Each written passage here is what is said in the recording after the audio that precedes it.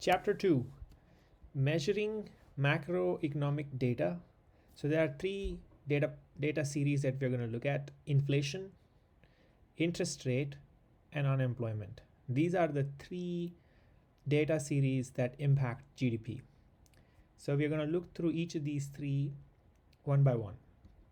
So let's start with a recap of definition of GDP. It's the gross domestic product, which is what is it that the total output of the country for all the goods and services. And there are three ways to measure GDP. The first one is the production approach, where you measure GDP by newly produced goods and services over a fixed period of time. Remember, the key here is newly produced. If you, let's say, sell a second-hand product or a second-hand car or already used car or a book or anything, that doesn't count.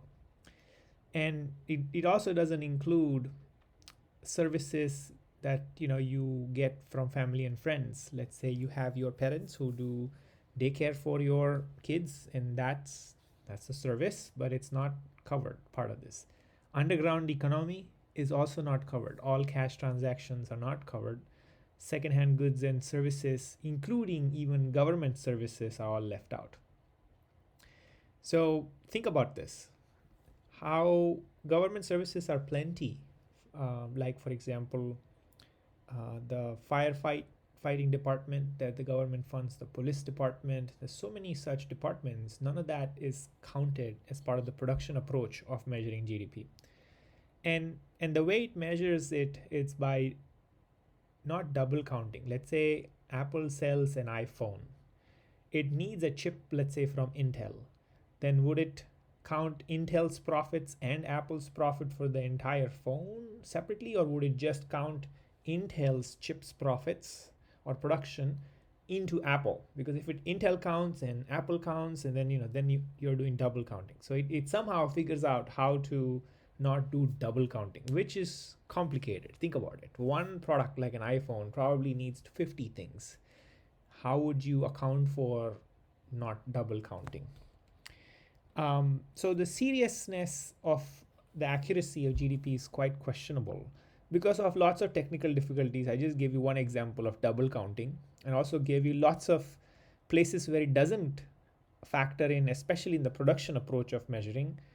The services in friends and family bucket, the underground economic bucket. In certain countries, those underground economies would be huge. And so all of that is not part of production approach.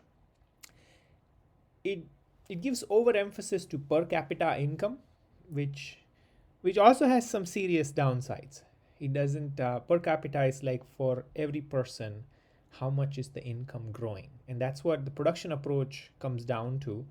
But it doesn't factor in things like, are those employees feeling safe? Are they feeling happy at doing the work that they're doing? Do they feel that they have the freedom to choose? Is there a democracy, or is it an autocracy, or is there work-life balance, right? None of that factors, or even the stocks of the company, like, hey, is the natural resources depleting? None of that is factored into the production approach of GDP. So it measures one thing, but I think the key takeaway is we have to be very careful, and we look at some of these numbers, and once we look through some of these assumptions, that we have to interpret it correctly. Expenditure approach is the second way of measuring GDP, and this is very famous. It's called the national income identity equation, y equals c plus I plus g plus nx, where y is the total output or the GDP, C is consumption, I is investments, G is government purchases, and NX is the net exports. So exports minus imports. So this is the second way of measuring GDP. And what we find out in these equations is that each of these factors can have a different weight. So in this case, in the United States, consumption is the biggest weight. But for, let's say, in India or China, they could have been a completely different weightage. And in the book, there's lots of details that will show you how different countries have different weights for consumption, different for investment. India is probably the largest in the percentage share for government purchases. And net exports, you will see China like doing really well there. So different countries have different ways and weightages. Expenditure approach has its own pros and also cons. So consumption includes durable services, goods, non-durable services as well. So durable service is, let's say, a car, which doesn't just perish in like a month. You can use it for like durable goods is like a car, right? And similarly, non-durable, like it's perishable foods, items, which have a very short shelf life.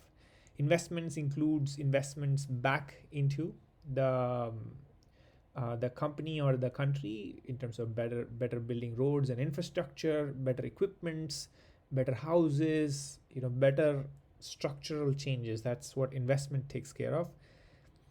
Government purchases are like all the goods and services the government purchases for the services that it provides. But remember, the catch here is this second approach of expenditure does not factor in the Social Security and Medicare payments, which are huge for the United States. So again, this one has this downside, like it will give you the expenditure national income, but it's now eroding from Social Security and Medicare payments, which is like under the cover, or I don't know how it funds this. Maybe it increases the fiscal deficit. So again, this has lots of pros, but it has this con. It doesn't factor in Social Security and Medicare payments. And then the third approach, the final approach, is income approach to measuring GDP. This one does include government transfers, right? Like the Social Security, the Medicare. So you'll have to look at all of these three approaches and then first have to find out like which number is calculated using which approach. So that's itself like a big learning. Like when you hear numbers like, hey, GDP 3% or 4%, like, is it the income approach? Is it the production approach? Is it the expense approach, right? Income, expense, and production, right? Those are the three that we have seen. So you have to find out like which approach is this number coming from, right? And some calculate some parts, some doesn't calculate, right? So in this case, in income approach, the employee compensation, if you are self-employed, your own income, rent income, interest income, business taxes that are covered is also income, corporate profit, depreciation, and then net factor income. This is an important learning, which is basically how much money is sent out from the United States. So that is for an outflow, and how much money comes in from the United States. That's for an inflow. So net factor income is the total of inflow minus outflow.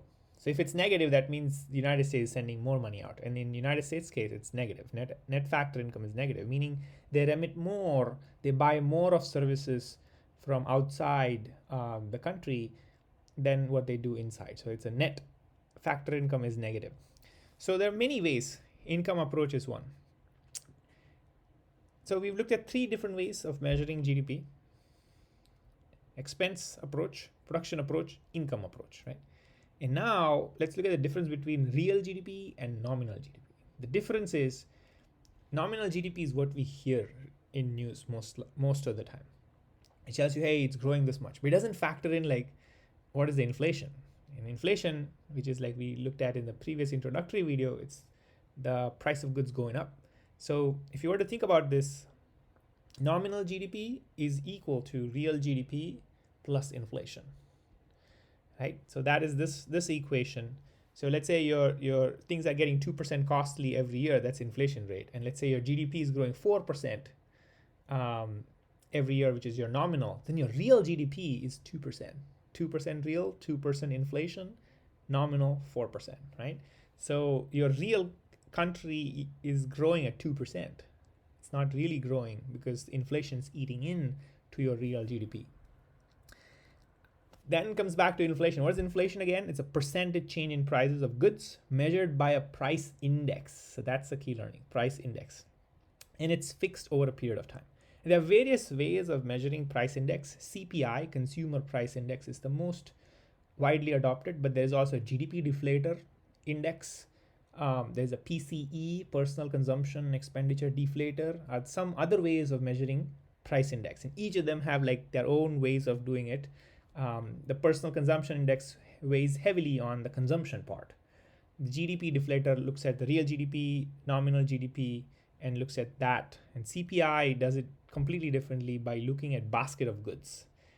We looked at that in the previous video, how the CPI index chart was showing for 2020 how airlines went down, gasoline prices went down, but many other things went up, right? Like cars and secondhand cars and others. Inflation again, is a seasonally adjusted metric, right? So if in December, if you see in certain countries like in the United States, there'll be more sales because of holiday season shopping.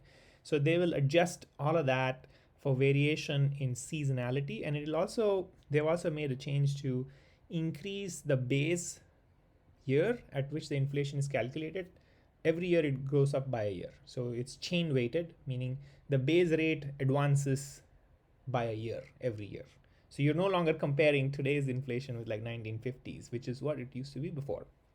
So price index is basically nominal GDP upon real GDP, which basically gives you the inflation.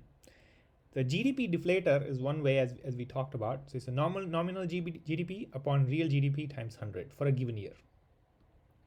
Price, personal consumption, expenditure, looks at the consumption part, like the nominal PCE in a year or real PCE in a year. So that's another way. And then the most important CPI, which we talked about, basket of goods, right? It looks at an urban consumer, and then it looks at what are their spending patterns, how much they were spending before. But again, all of these have lots of downsides, right? For example, when someone used to own 2 cars like 10 years ago in the United States, now they own a minivan because it covers, all of the people, because new goods are introduced, new substitutes, better substitutes are available, better performing goods are available. So the productivity has gone up. So CPI generally is an overstatement, and they are constantly improving it. Unemployment rate is a percentage civilian populations who want to work but are unemployed. So the way it does is BLS, Bureau of Labor Statistics, does a survey of 60,000 households every month. And this survey has a very high participation rate. So they are really meticulous. They go to every home, ask all of these questions to find out whether you are employed, unemployed, or discouraged, right? So unable to be employed. So I think that's the third term, which is quite interesting, because if you're employed, unemployed, and then the third one is not in labor force, which is discouraged workers. Like you could be willing to work, but you don't have the skills, so you can't find the work, or you could be not willing to work, you just given up voluntarily because let's say you're a student, or let's say you are a caregiver you have a young kid at home. So that is not really captured well. So as I said, discouraged workers, part-time workers who want to be full-time employees, even they are just counted as employed. But there should be better ways to doing this. So for example, in the United States, 245 million adult civilians, others are kids, and so 144 million are employed, 12 million, let's say, are unemployed, 89 million, I just did the math, they are discouraged. So they are either willing but don't have the skills, or they're unwilling, they have the skills but they're unwilling, right? They're discouraged, right? So this is from the latest data from the book, so maybe a year or so ago. So labor force, in this case, would be employed plus unemployed, 157 million. Unemployment rate would be unemployed over labor force. So unemployed people are 12 million, and 157 is the total labor force, employed, unemployed. So 7.8% unemployed. So is this the unemployment rate that we hear about, right? Most of the times we hear about this in the news. But then we have to remember what the denominator is. The denominator is labor force. Labor force, employed per unemployed. It doesn't include discouraged. See, here's the catch. And then labor force participation rate. Labor force upon adult population just tells you how many people are employable. So it says 64% of these people are employable. And then employment ratio tells you, like, from those adults, how many are employed, right? So it's 144, which is employed over total. Employed plus unemployed over total is participation. And then there's a second way, like BLS does 60,000 household, goes with household, but then you can also go to businesses, like the establishment surveys, which is a much more, like, it has 150,000 samples every month. But you can imagine a person can work part-time for multiple jobs, so then it will do overcounting. So there are better ways. And so the key learning from all of this is you have to look at each of these metrics and know what are the downside, what does it catch, what does it not catch. The U6 is another metric that BLS.gov points out, which includes the discouraged workers. So Google U6 BLS, and you'll find out that number is much higher than the 7.8 unemployment. It's probably double. So that tells you how dire the situation actually is for those people who want to find a job or who are out of labor workforce today. So real interest rates is price to borrow. Like real interest rates is a better, and it's basically nominal interest rate minus rate of inflation. So like the real GDP is equal to nominal GDP minus the rate of inflation. Similarly, real interest rate is nominal interest rate minus rate of inflation, right? So real interest rate is a better measure. Like what we hear in the news is nominal interest rate. So the different types also of interest rates, right? Like the prime rate, which is what the banks use to find out if they want to. This is the rate that the bank used to loan to the credit-worthy borrowers. Federal fund rates. This is the Fed, which we federal rate, which we hear in the news a lot. Federal Reserve has now put X percentage rate. So this is the Fed rate. It's the borrowing rate that the Federal Reserve gives.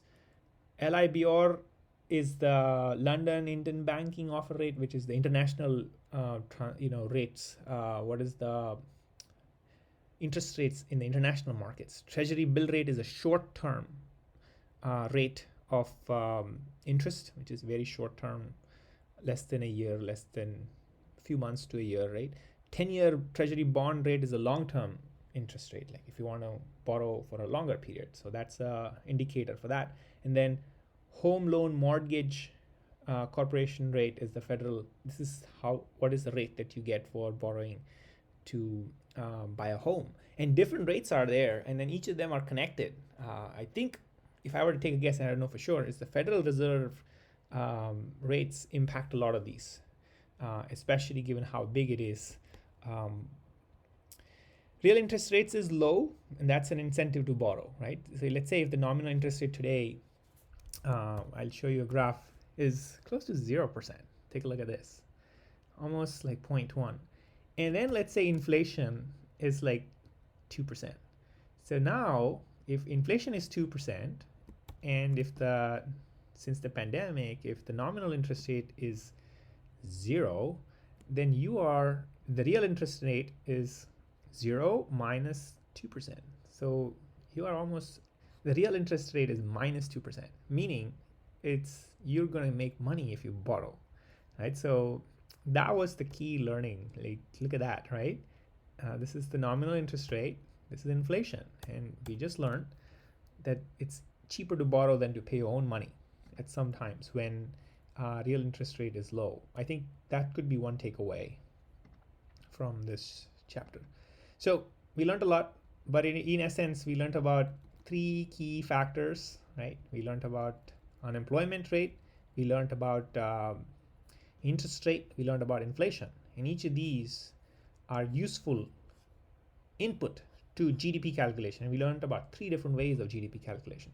So this chapter had a lot of things covered, a lot of insights as to how we can use this in real life. Thanks.